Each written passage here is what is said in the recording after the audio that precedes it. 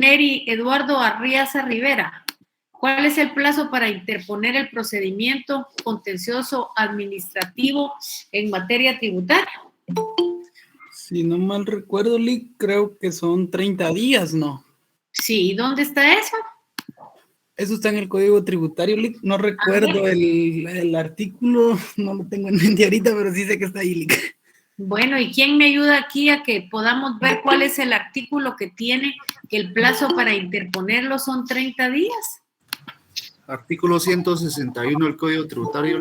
Así es, en la parte ya casi última, dice precisamente que el plazo para interponerlo, dice el plazo para interponer el recurso contencioso administrativo son 30 días hábiles. A partir del día hábil siguiente a la fecha en que se hizo la última notificación de la resolución del recurso de revocatoria o reposición en su caso. Luego tendríamos que ver cuáles son los requisitos que debe llenar una demanda cuando nosotros vamos a plantear el procedimiento contencioso administrativo.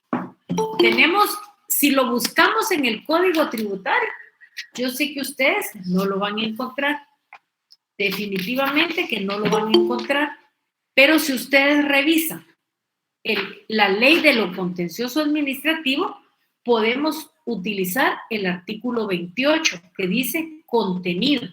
El memorial de demanda debe contener. Si nosotros no queremos utilizar este otro, nos podemos ir supletoriamente al Código Procesal Civil y Mercantil. Y ustedes saben que eso lo vamos a encontrar en el artículo 61 del Código Procesal Civil y Mercantil. Entonces nosotros decidimos si utilizamos el 38 o utilizamos el genérico que es el 71 de la Ley de lo Contencioso Administrativo.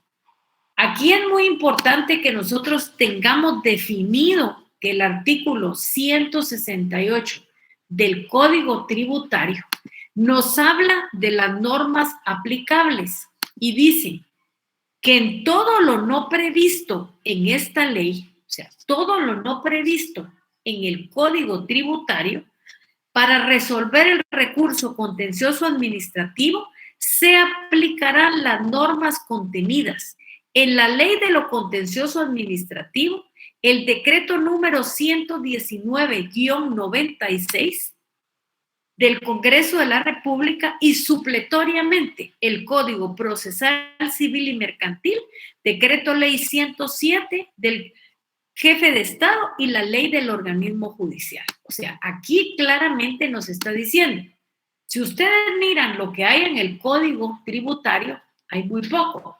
Entonces, lógicamente, tenemos que ir a aplicar supletoriamente otras normas. Y ya la ley nos está diciendo cuáles son esas normas. ¿Y cuáles son esas normas? Son la Ley de lo Contencioso Administrativa, que es el decreto 119-96, el Código Procesal Civil y Mercantil, y luego nos da la Ley del organismo judicial. Aquí me están escribiendo un número de carnet. ¿Para qué lo estaban escribiendo en el chat, perdón? Creo que era Haroldo. ¿Para qué me estaba poniendo ahí el carnet? Disculpe.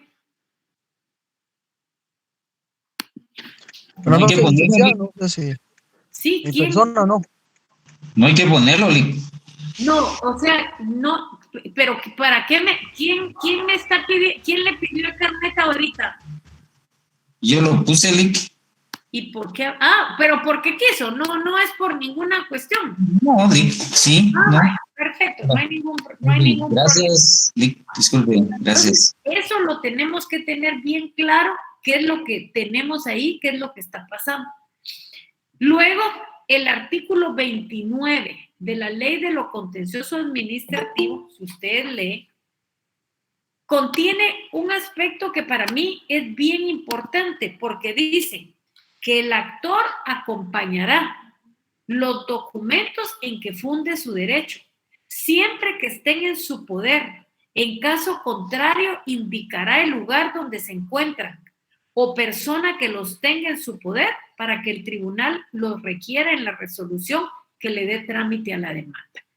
Realmente, esto es un aspecto muy importante porque si no se tiene el documento, yo puedo poner dónde está y puedo poner quién lo tiene y el tribunal lo va a traer a la vista si considera que es una de las pruebas más importantes para solucionar este conflicto.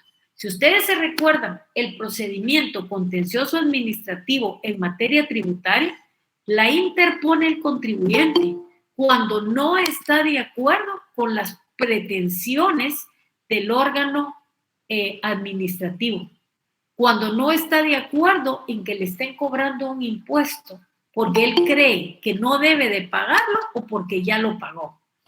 Entonces, es importante ese 29, que es donde dice, lógicamente, que él acompañará los documentos que tenga a la mano y que si no los tiene, va a indicar quién los tiene y en dónde está para que el tribunal los pida.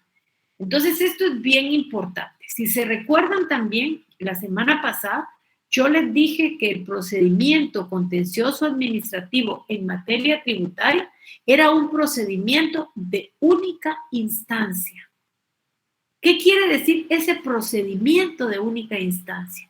Ese procedimiento de única instancia es que no va a haber un tribunal superior que lo va a conocer. O sea, el tribunal conoce la primera instancia y emite una sentencia.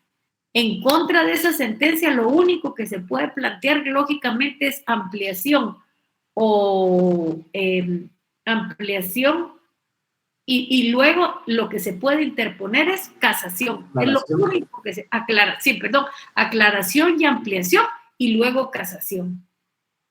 También les dije que en materia tributaria el contencioso se presenta por una disposición propia de la Corte Suprema de Justicia en el Centro de Servicios Auxiliares de la Administración de Justicia Civil, Económico, Coactivo y Contencioso Administrativo para su distribución. ¿Quién lo cursará? A la sala correspondiente. Les dije también que hay 6 salas actualmente contenciosas, pero que la materia tributaria solo la miran 3 salas, que son la 2, la 3 y la 4. Eso lo tienen que tener bien claro ahí.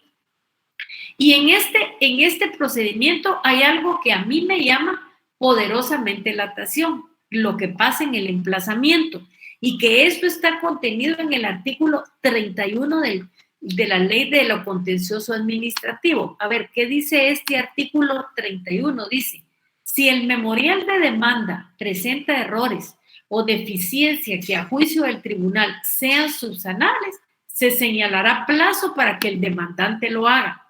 Si la demanda tiene errores, deficiencias u omisiones que son insubsanables, a juicio del tribunal la rechazará de plano. Y ojo, porque regularmente cuando se emite esta subsanación de falta es cuando se refiere al órgano superior de las entidades. Por ejemplo, cuando se plantea en contra de las municipalidades, si ustedes plantean el procedimiento en contra del alcalde municipal, ese no es quien emitió la resolución. Quien emitió la resolución es el Consejo Municipal. Y hay una diferencia sustancial entre lo que es el alcalde municipal y el Consejo, que regularmente es lo que propicia esta subsanación. Entonces yo les digo, cuando a ustedes les notifiquen una subsanación, revisen, porque ahí hay un pequeñito error. Y ese pequeñito error puede ser motivo para que le rechacen la demanda de plano. Entonces, si ustedes están poniendo el alcalde, es el consejo. Entonces, ojo, no se las lleven de campeones, sino que revisen bien, porque siempre cuando hay esta notificación por parte del tribunal, hay alguna falta que tiene que arreglarse para que no rechacen la demanda. Lógicamente, si la demanda presenta errores, tiene deficiencias o tiene omisiones que a juicio del tribunal sean insubsanables, la rechazará de plano. Y aquí sí tienen que tener mucho cuidado con lo que son el número del expediente administrativo, o sea, esa resolución originaria. Si ustedes se confunden en un numerito y ponen que el expediente es 2009, pero en realidad es 2008, ya la arruinaron. ¿Y por qué la arruinaron? Porque con simple numerito equivocado que aparezca, cuando el juzgado pida el expediente y el informe circunstancial, lo va a pedir de otro proceso que nada tiene que ver con las partes. Y ahí sí van a tener muchísimo cuidado y no van a poder alegar nada. Aquí si ponen, aquí conmigo, si ponen equivocado el número de carnet, aquí lo tengo que subsanar yo porque alegan más de la cuenta, pero ahí no van a poder alegar. Entonces, ojo, fíjense bien en cuál es lo que deben de poner bien para evitar ese tipo de problemas. Sí, Carlos de León ha levantado la mano. Carlos de León. Solo para quedar bien claros, entonces, si la rechazan de plano, ahí murió entonces, ya no hay opción. Ahí murió. Algunos interponen amparo. Pero para rechazarla, si usted lea, quiere decir que tiene errores, tiene deficiencias y tiene omisiones que al título del tribunal no se puede subsanar. Entonces, aunque usted interponga amparo, va a ser la misma situación. ¿Por qué? Porque tiene errores. Entonces, aquí tienen que tener muchísimo cuidado, se tienen que fijar. Y si usan mucho copy-paste, que es lo que está arruinando ahora a todos, tienen que revisar ese copy-paste para evitar cualquier tipo de problema. Esto de la subsanación creo que es algo muy importante porque no se da en otros procesos y está en el artículo 31 que tiene que ver con la ley de lo contencioso administrativo. Luego dice, y esto lo dice el artículo 32 que leemos, dice, si la demanda contiene requisitos de forma, el tribunal pedirá los antecedentes directamente al órgano correspondiente dentro de los 5 días hábiles siguientes a la presentación de la misma, con apercibimiento de que en caso de incumplimiento se le procesará por desobediencia, además de que el tribunal entrará a conocer el recurso teniendo base lo dicho por el autor. El órgano administrativo requerido enviará los antecedentes con informe circunstanciado dentro de los 10 días hábiles siguientes a aquel en que se haya recibido el pedido de remisión. Si la autoridad no los envía, el tribunal admitirá para su trámite la demanda, sin perjuicio de que la administración pueda presentarse en cualquier etapa procesal y presentar el expediente respectivo. Entonces yo sí les pido que pongan mucha atención cuando ustedes están poniendo el número del expediente administrativo, porque aquí no va a ser un numerito, aquí va a cambiar la numeración y van a estar hablando de un recurso administrativo completamente diferente al que ustedes plantearon y con otras partes. Porque si ustedes se dan cuenta, en cualquier otro proceso ordinario que ustedes tengan, lo primero que hacen es darle trámite a la demanda. Pero aquí lo que están pidiendo son los antecedentes. ¿Y cuál creen ustedes que son los antecedentes? ¿Cuál creen ustedes que son los antecedentes? Nosotros cuando planteamos el contencioso administrativo, si ustedes se recuerdan, yo les expliqué que era como jugar un partido anterior para ir a jugar la final. Entonces, ¿cuáles son esos antecedentes? Esos antecedentes son los recursos de revocatoria y reposición que se plantearon en la administración tributaria. Sí, José me levantó la mano. José levantó la mano. Bueno. Sí, licenciada, solo para decirle que eran los antecedentes, son los recursos o los procesos que uno ha llevado dentro de lo que es el juicio, ¿verdad? Exacto, o sea, lo que ha llevado dentro del expediente administrativo y que concluye con ese recurso de revocatoria que ya no deja más la posibilidad, sino precisamente de ir al tribunal contencioso administrativo. Entonces, lo primero que es piden los antecedentes. Y para dentro de 5 días hábiles es que se piden los antecedentes y están pidiendo un informe circunstanciado.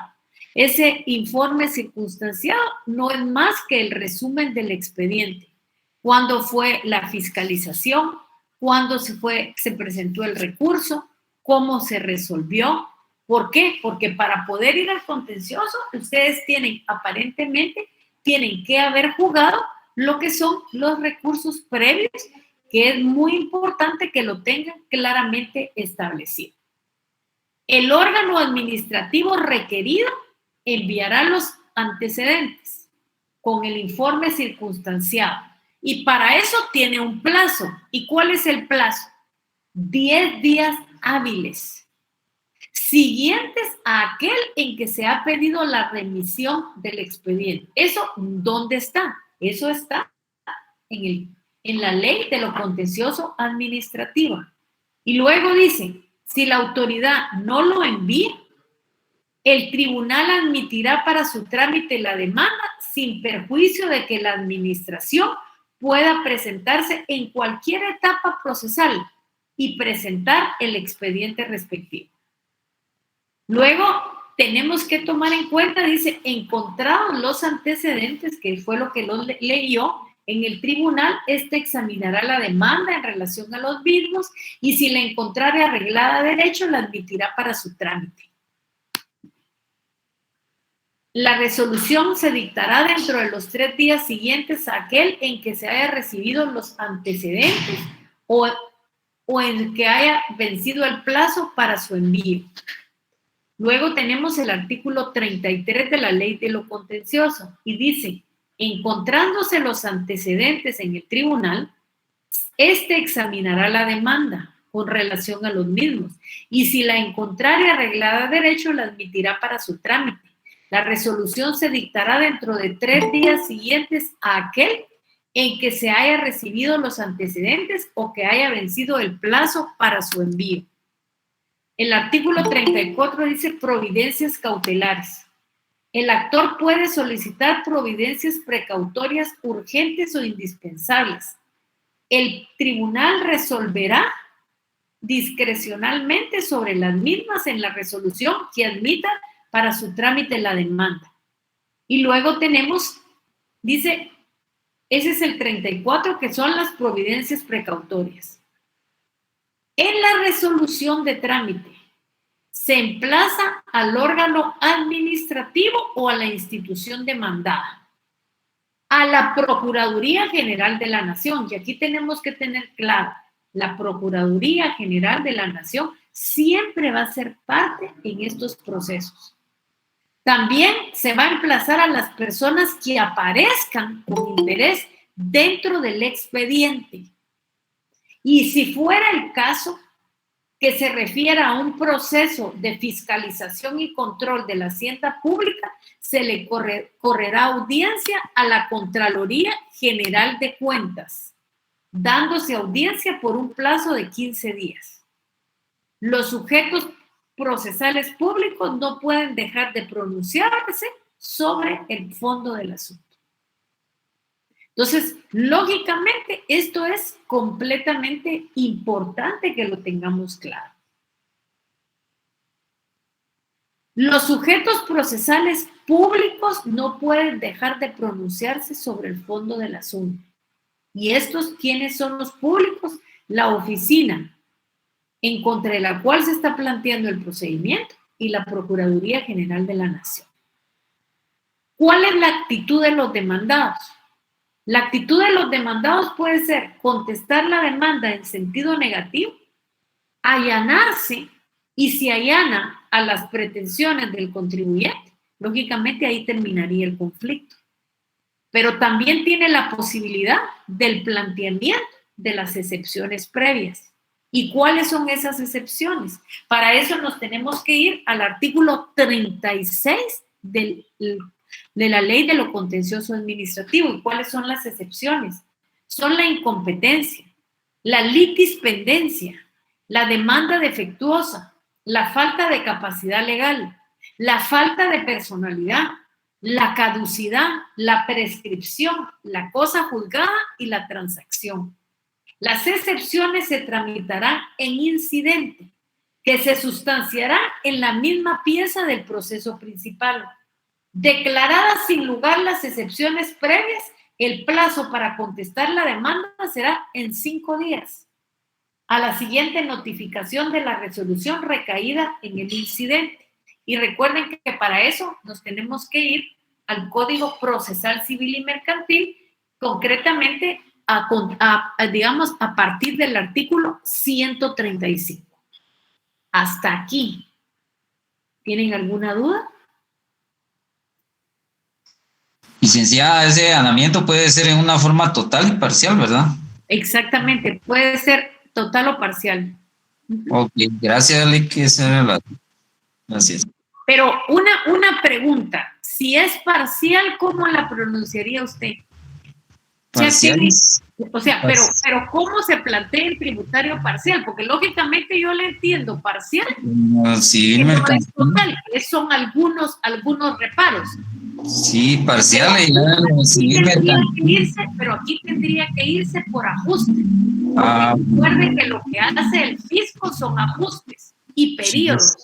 Entonces usted puede decir que en unos está de acuerdo y en los otros no está de acuerdo.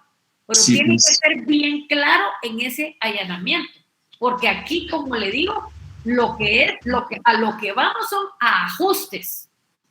Que pueden ser 10 ajustes, 20 ajustes, 30 ajustes. Sí, ves. Gracias, Lick.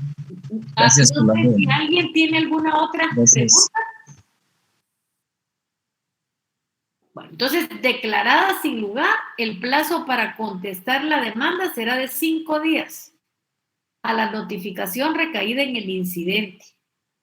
Transcurrido el emplazamiento, se declarará la rebeldía de los emplazados que no han contestado la demanda, y se tendrá por contestada en sentido negativo.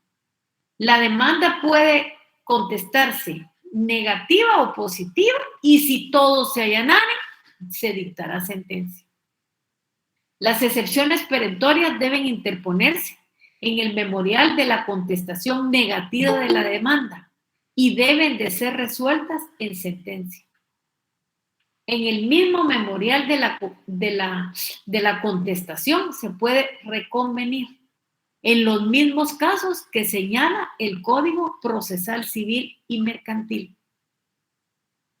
Contestada la demanda y la reconvención en su caso, se abrirá a prueba el proceso por el plazo de 30 días. Si ustedes miran el Código Tributario y miran la Ley de lo Contencioso Administrativo, nadie tiene la prueba. La prueba nos tenemos que ir supletoriamente al Código Procesal Civil y Mercantil. Y aquí la prueba reina no es la declaración del gerente, no es la declaración de testigos, sino aquí la prueba reina es el examen de los libros de contabilidad, que lógicamente los va a hacer un auditor. Y recuerden ustedes que cuando se propone una prueba de expertos al tenor del Código Procesal Civil y Mercantil, el contribuyente plantea una, la Superintendencia de Administración Tributaria plantea otra, y si estas son controvertidas, tiene que poner un auditor el juzgado de unos que tiene a su disposición y que les tiene que pagar el contribuyente. ¿Para que qué? Para que lógicamente emitan ellos el dictamen que sería el que serviría de base para que el tribunal pudiera tomar su propia disposición. Sí, aquí en esta característica es muy importante, se puede omitir la apertura prueba. ¿Cuándo se puede omitir la apertura prueba? Cuando lo que se está subsanando son asuntos de derecho y el tribunal considera que hay elementos suficientes de convicción dentro del expediente, lo que da lugar a que se omita la apertura a prueba. ¿Y dónde está esto? Esto está en el artículo 41 y 42, que tiene que ver con la prueba de la Ley de lo Contencioso Administrativo, y dice, apertura a prueba. Contestada la demanda y la reconvención en su caso, Se abrirá a prueba el proceso por el plazo de 30 días, salvo que la cuestión sea de puro derecho, caso en el que se omitirá la apertura a prueba, la que también se omitirá cuando a juicio del tribunal existieran suficientes elementos de convicción en el expediente. La resolución por la que se omita la apertura a prueba será motivada. Vencimiento anticipado. El periodo de prueba podrá declararse vencido cuando las hubiere recibido todos los medios suficientes. Bueno, ¿cuáles son los medios que se pueden interponer? Y a esto vale la pena mucho hablar en el artículo 128. Dice, perdone, Daniel, que iba a leer, pero se me fue. ¿Qué era lo que quería decir? Daniel, algo del contribuyente me escribió, pero ya no pude tomar qué era lo que decía, si sería tan amable de repetírmelo. Dice, en este caso, si el contribuyente sale favorable, no puedes solicitar el pago de costas.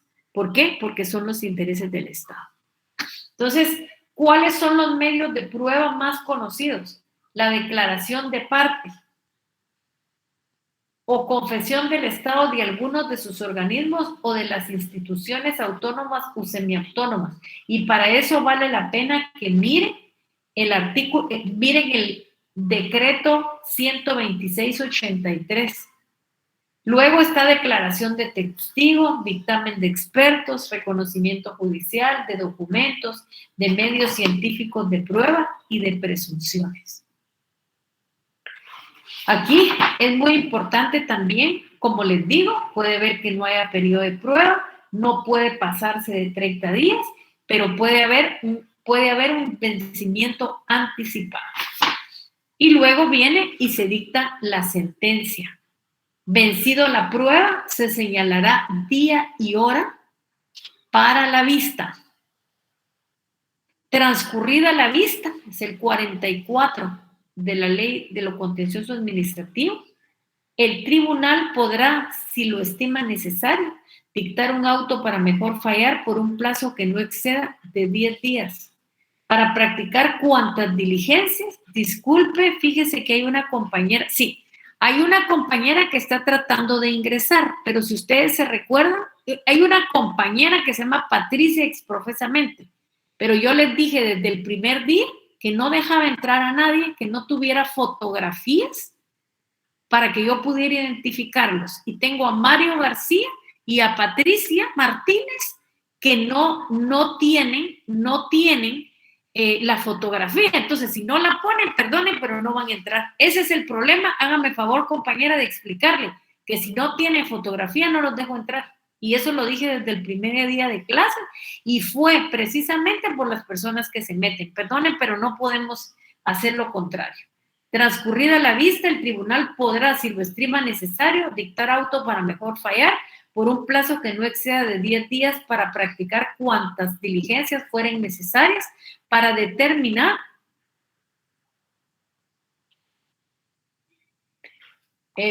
cuántas diligencias fueren necesarias para determinar el derecho de los litigantes, indicando en dicho auto las que habrán de practicarse, las que efectuarán con situación contraria.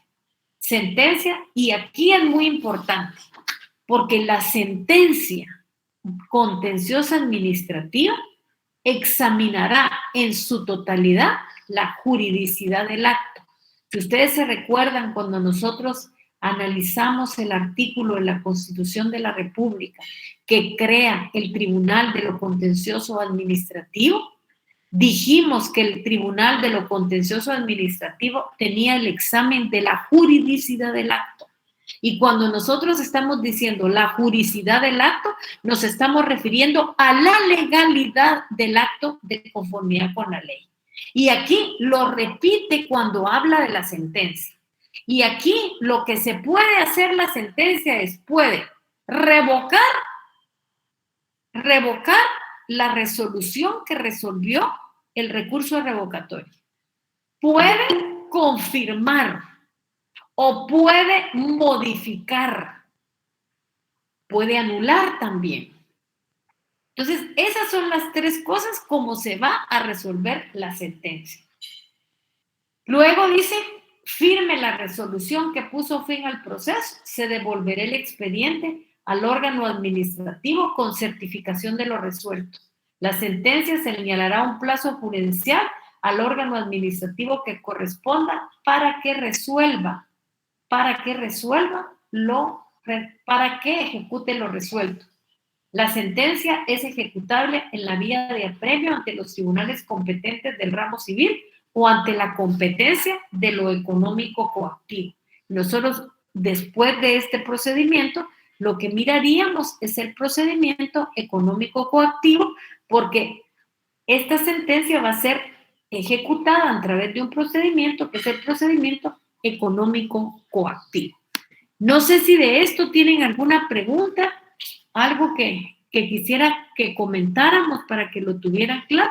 Yo estoy leyendo el artículo 47 y 48 de la Ley de lo Contencioso Administrativo, que les expliqué que era una ley supletoria desde el momento en que comenzamos a leer. No sé si tienen alguna duda, alguna pregunta. Sí, ¿quién levantó la mano? Soy yo, Helen, buenas noches. Buenas noches. Es que no logré escuchar bien cuando usted explicó lo de juridicidad del acto. Perdón, Eligda. Sí, lo que pasa es que el artículo 45 de la Ley de lo Contencioso Administrativo dice: la sentencia examinará en su totalidad la juridicidad del acto. Y si ustedes se recuerdan, cuando nosotros vimos en qué precepto constitucional se originaba el Tribunal de lo Contencioso Administrativo, hablamos que era para conocer de la juridicidad del acto. Y la juridicidad del acto es la legalidad del acto administrativo. Eso es lo que va a contener la sentencia. No sé si con eso estamos, Helen. Sí, Ligda, gracias. No tenga pena. Entonces, la sentencia, dice este artículo, es ejecutable en la vía de apremio ante los tribunales competentes del ramo civil o ante la competencia de lo económico coactivo. La competencia tributaria de conformidad con la ley es la económica coactiva. Y aquí es muy importante saber que lo que dice el Código Tributario en el artículo 69 es: contra las resoluciones y autos que pongan fin al proceso, cabe el recurso de casación. Dichos recursos se interpondrá, admitirá y sustanciará de conformidad con el Código Procesal Civil y Mercantil. Y aquí, y es bien importante que nosotros tengamos esta situación. Si ustedes se recuerdan, aquí dijimos que es un procedimiento en única instancia. Entonces, si es un procedimiento en única instancia, no tiene un órgano jurisdiccional por arriba. Entonces, aquí los únicos recursos que se pueden interponer es aclaración y ampliación y luego casación. ¿Quién va a conocer la casación? La Cámara Civil de la Corte Suprema de Justicia.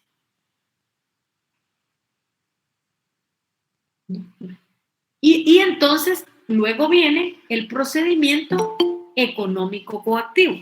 Si ustedes leen el artículo 171 del Código Tributario, dice: el procedimiento económico coactivo es un medio por el cual se cobran en forma ejecutiva los adeudos tributarios. Y tiene como característica la brevedad, la oficiosidad y la especialidad. Sí, Héctor Ricardo levantó la mano. Sí, licenciada, discúlpeme, ¿me podría hacer el favor de repetirme en qué sala es donde se lleva la casación? Disculpe. Es en la Cámara Civil de la Corte Suprema de Justicia. ¿Me escuchó, Héctor? Sí, muchísimas gracias, licenciada. Disculpe, es que lo estaba anotando. Gracias. No se preocupe. Bueno, entonces, si ustedes se recuerdan, nosotros insistimos a lo largo de todo el año que el Estado necesita recursos económicos para el sostenimiento del Estado, para la organización y funcionamiento del Estado, entre otras circunstancias. Para tener esos recursos económicos, el Estado necesita realizar actividades recaudadoras que le permitan satisfacer las necesidades de la población.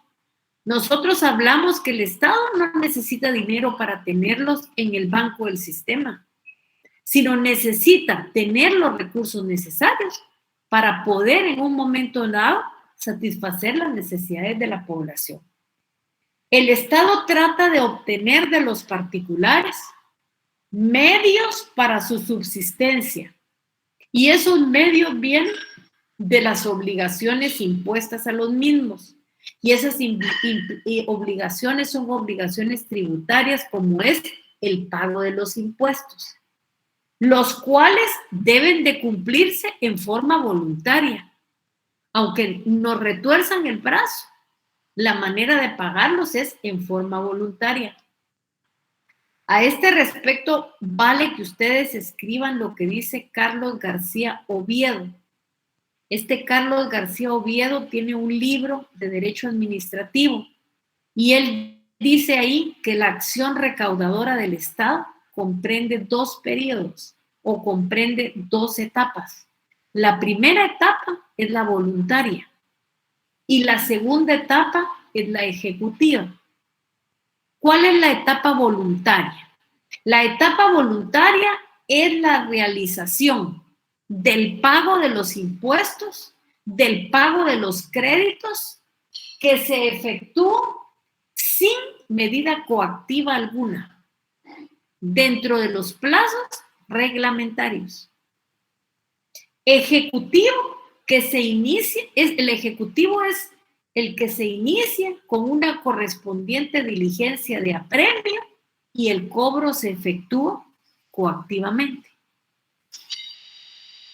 llegando en muchos casos al embargo y a la adjudicación de bienes del deudor que voluntariamente no ha querido pagar.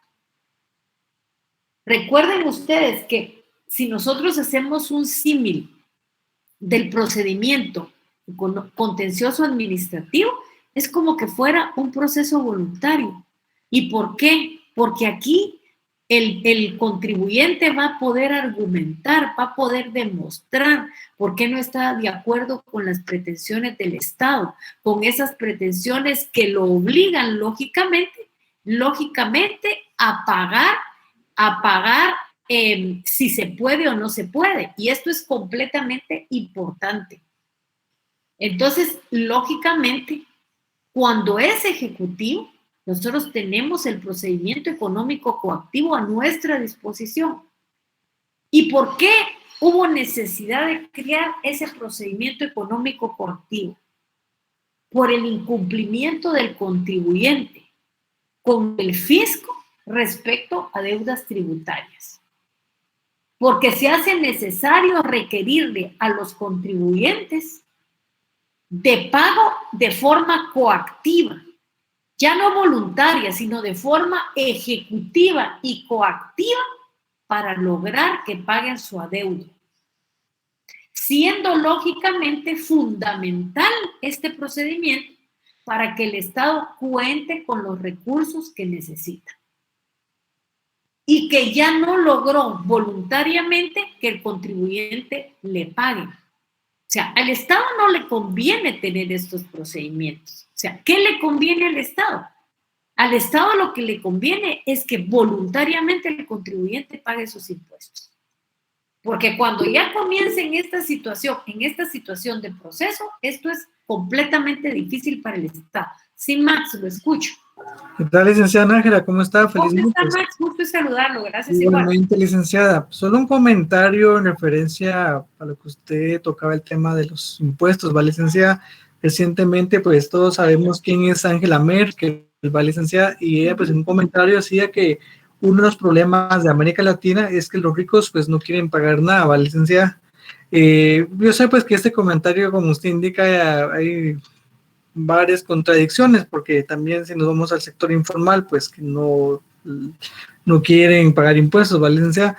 Pero vemos también que con todo este tema de la pandemia, de alguna u otra manera, no nos sorprenderá que creen algún impuesto a futuro por el tema de la cantidad de dinero gastado el Estado para combatir el COVID. Y ahora vemos también las modalidades que el Estado está cambiando para agenciarse de fondos. Que no sé si usted ha tenido oportunidad de ver que ahora van a haber peajes, pero ya por una empresa mexicana, ¿vale? Licencia, que incluso lo pueden hacer a nivel capital, ¿verdad? Entonces vemos que el tema de los impuestos no ha sido una herramienta tan útil al no administrarse bien de parte del Estado, pues porque vemos también muchas deficiencias en las carreteras del país. Solo esa era mi aportación, licenciada Nájera. Muchas gracias, muy buena, Max. ¿Hay alguien que tenga otra aportación? Bueno, entonces, en Guatemala se necesita, de conformidad con la ley, para que conozca un procedimiento económico coactivo de un juez para llevar a cabo este proceso de ejecución, ya que solamente por medio de una decisión judicial se puede coaccionar a una persona determinada a cumplir con su obligación.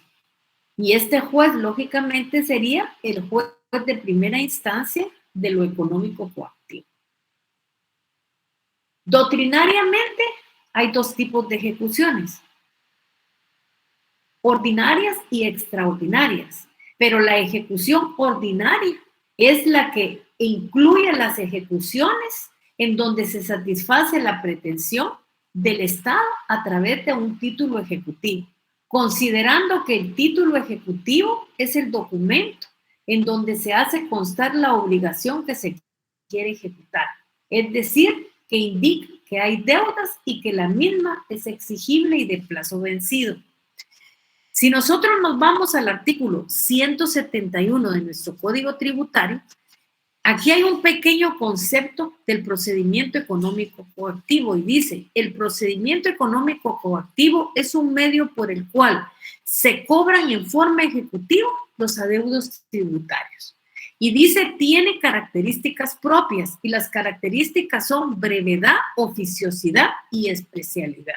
¿Y por qué es breve? Porque esto ya no es un procedimiento de conocimiento, sino es un procedimiento de ejecución, en donde lo único que se puede atacar es la eficacia del título.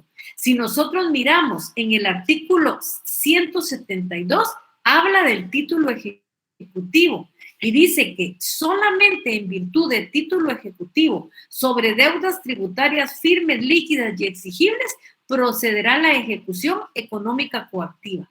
Puede también iniciarse el procedimiento económico coactivo para reclamar el pago de fianzas con las que se hubiere garantizado el pago de adeudos tributarios o derechos arancelarios constituidos a favor de la administración tributaria, como único requisito previo al cobro de la fianza, y ahí están todos los títulos ejecutivos, y que yo les pediría que lean el artículo. Y luego está el 173, que tiene los requisitos del título ejecutivo, porque aquí ya no puede atacarse más. Aquí lo único que se va a acatar es el título ejecutivo. Ya dice un autor que se llama Whithouse y Mafia, era otro, dice que el título ejecutivo es considerado como la constatación de una obligación exigible, que sin embargo el mismo puede nacer del actor y puede ser emanado del acreedor. El ejemplo sobre los títulos ejecutivos fiscales provienen de impuestos, de tasas y de multas. Sin embargo, deben de ser documentados en un documento, valga la redundancia, que tiene fuerza ejecutiva, que en nuestra legislación se llama título ejecutivo, y los títulos ejecutivos están señalados en el artículo 172 y los requisitos que deben de cumplir está en el 173. Y aquí sí entramos a la parte como que tenemos que tener mucha atención cuando fraccionamos los documentos, porque con un error hacemos pedazos del título ejecutivo. Si ustedes se dan cuenta, el contencioso administrativo, quien lo presenta es el contribuyente. ante su inconformidad con el cobro que le está haciendo la administración tributaria. Pero el título ejecutivo, quien lo presenta es el Estado, porque el contribuyente le ha dejado de pagar voluntariamente. Y al dejarle de pagar voluntariamente, se necesita que ejecutivamente recurra a un procedimiento judicial que en nuestro caso se llama económico coactivo y que van a conocer los juzgados de lo económico coactivo. No sé si tienen alguna duda, alguna pregunta. ¿Cómo podemos definir nosotros el proceso económico coactivo?